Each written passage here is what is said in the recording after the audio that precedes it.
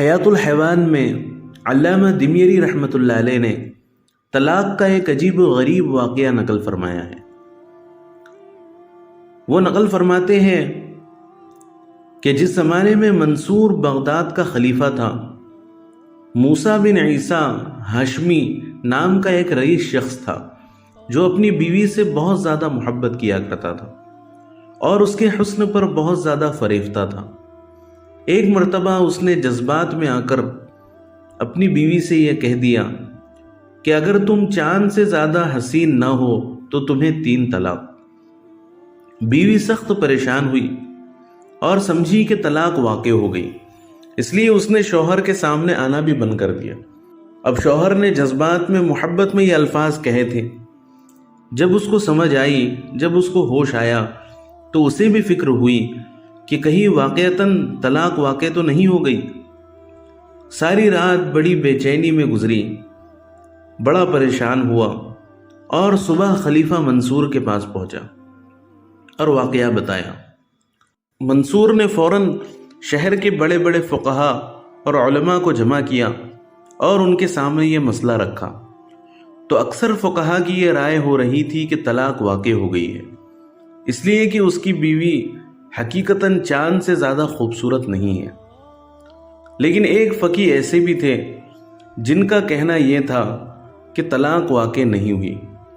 اب سارے علماء و فقہاء حیران ہوئے کہ سارے علماء یہ بات کہہ رہے ہیں کہ طلاق واقع ہو گئی اور یہ عالم دین کہہ رہا ہے کہ طلاق واقع نہیں ہوئی۔ علماء نے اس سے وجہ پوچھی کہ تم کس دلیل کی بنا پر یہ کہہ رہے ہو کہ طلاق واقع نہیں ہوئی؟ تو اس عالم دین نے کہا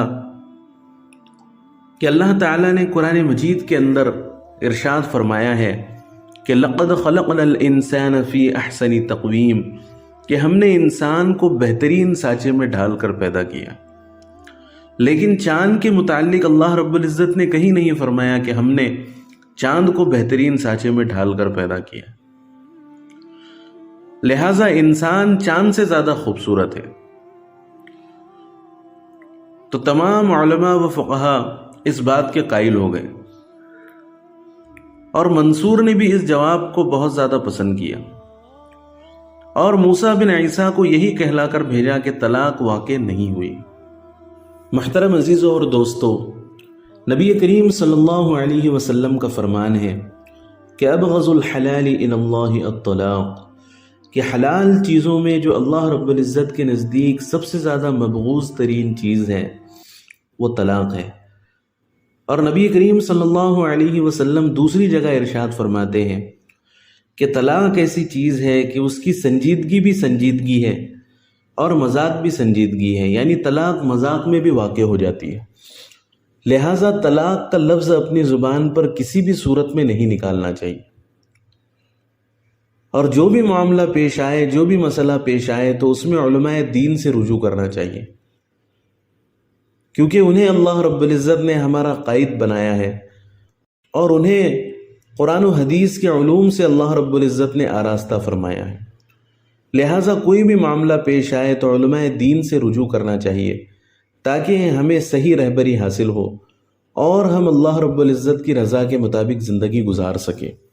اللہ تعالیٰ سے دعا ہے کہ اللہ تعالیٰ ہم سب کو دین پر صحیح طریقے سے عمل کرنے کی توفیق عطا فرمائے۔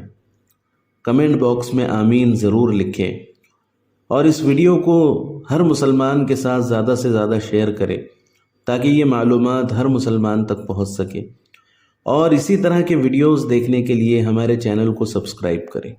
جزاک اللہ خیرا۔